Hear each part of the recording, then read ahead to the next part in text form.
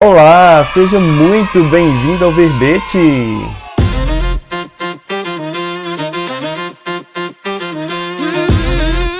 Na fala 1, mas na escrita 4.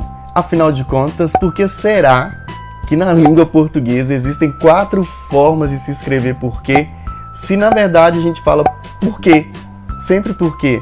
Não importa se é junto, não importa se é separado, não importa se tem acento ou não, a gente sempre vai falar por quê. Então, por quê? Por que que na escrita a gente tem que ter essa distinção? Eu vou falar isso para você daqui a pouco, mas antes eu quero pedir, se você ainda não é inscrito, se inscreva no nosso canal, curta este vídeo, compartilhe com os amigos e deixe bastante comentário aqui embaixo, tá? A gente quer saber aí o que você está pensando, o que você está achando dos nossos vídeos. Aceitamos sugestões, então, ó, comenta bastante.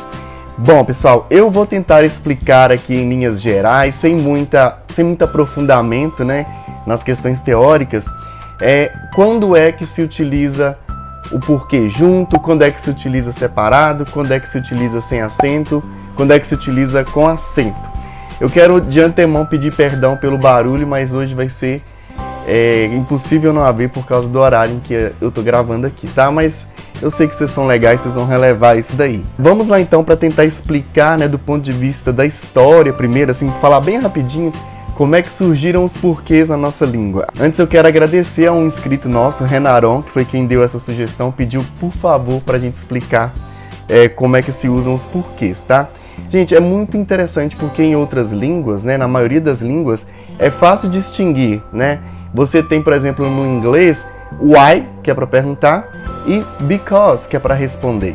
Mas no português é diferente, nós temos vários porquês, né? O que acontece é que lá atrás, na formação da língua, nós tínhamos 2 palavrinhas lá em latim que diferenciavam o porquê da pergunta e o da resposta. Essas 2 palavras, gente, eu não falo latim, eu não sei nada de latim, infelizmente na minha grade curricular da faculdade não tinha, mas 2 palavras distinguiam os porquês da língua latina, que nós acabamos herdando e incluímos isso no português. Essas 2 palavras são quare, que você usa para perguntar, e quia, que você usa para responder, ou usava-se, né, no latim.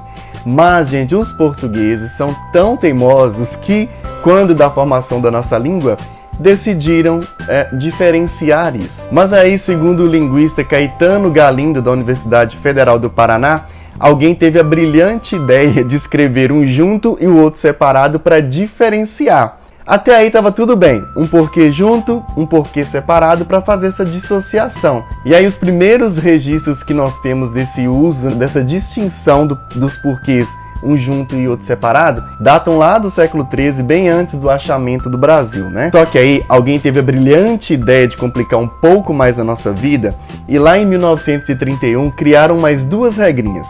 O que ganhou um acento circunflexo quando ele é tônico, ou seja, quando ele está lá no final da frase, antes do sinal de pontuação, o famoso o porquê no final da frase, não é? E o porquê substantivo, aquele que se escreve junto, ganhou um acento circunflexo. É claro que no dia a dia nós simplificamos tudo, né, gente? Se na oralidade, se na fala, se na pronúncia, porquê junto, separado, com acento, sem acento, é porquê do mesmo jeito, aí na escrita a gente acaba simplificando na internet, por exemplo, que é dessa forma aqui, ó, que muitas pessoas escrevem porquê, né?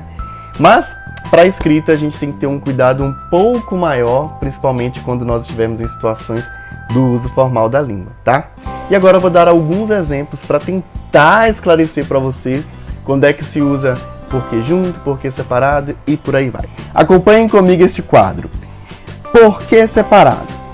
Quando depois dessa expressão fica subentendida a palavra razão ou a palavra motivo, aí eu vou usar o porquê separado sem acento. Então vamos ver um exemplo. Por que você não veio? Percebam que depois do porquê está subentendida a palavra razão ou a palavra motivo. Olha, por que razão você não veio? Ou por que motivo você não veio? Mais um exemplo. Saiba por que ele se mudou. Mais uma vez, depois do porquê, está subentendida a palavra razão. Saiba por que razão ele se mudou. Ainda sobre essa expressão porquê separada e sem acento, nós também vamos usar desta forma quando essa expressão é substituível por pelo qual e suas variações, né? Pelos quais, pelas quais, pela qual. Então vamos ver um exemplo. Foi muito triste a situação porque eu passei. Ou seja, consigo substituir esse porquê por pela qual, olha. Foi muito triste a situação pela qual eu passei. Agora vamos para o porquê separado com acento. Este porquê é utilizado somente no final das frases, sejam elas afirmativas ou interrogativas. Por exemplo, eu não sei como ela chegou, nem porquê. Então você tem aí um porquê no final de uma frase e aí a necessidade de se utilizar o acento circunflexo. Então porquê no final da frase separado e com acento.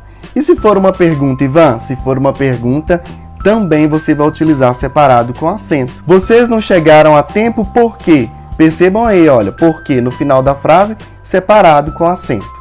Agora vamos ao uso do porquê, que é aquele porquê substantivo, né, que é junto e com acento circunflexo.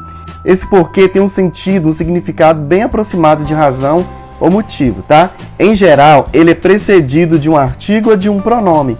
Vamos ver uns exemplos, olha. Quem sabe o porquê de tanta bagunça? Olha aí, você tem uma pergunta, esse porquê aí é junto e com acento, porque antes dele eu tenho o artigo o. Vamos ver mais um exemplo? Os alunos não entregaram o trabalho, mas disseram o porquê. Mais uma vez o porquê precedido do artigo o, por isso ele é escrito junto e com acento. Agora vamos para o nosso último porquê, que é o porquê junto sem acento. Esse vai ser utilizado em frases afirmativas e em respostas equivale a como ou pois. Olhem só esse exemplo. Porque era pouco resistente, era obrigado a jogar no gol. Olha só, esse porquê aí eu posso substituir por como. Como era pouco resistente, era obrigado a jogar no gol. Eu não fui à festa porque estava doente. Olha como que eu posso substituir esse porquê por pois. Eu não fui à festa pois estava doente. Eu espero que eu tenha conseguido resumir para você aí sobre as regras quanto ao uso dos porquês. Caso você tenha ficado com dúvida, comente aqui embaixo para a gente trazer mais exemplos e discutir de outras maneiras. E eu sugiro também que ao ler essas expressões em textos formais, textos bem escritos, você preste bastante atenção para entender por que está sendo utilizado um porquê ou outro tipo de porquê, tá? Muito obrigado por assistir até aqui. Se você gostou desse vídeo, por favor, deixe seu like, comente aqui se você quer mais vídeos aí tratando dessa questão gramatical.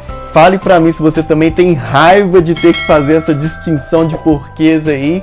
E é isso, compartilhe esse vídeo caso você tenha gostado. Um beijo e até a próxima. Tchau!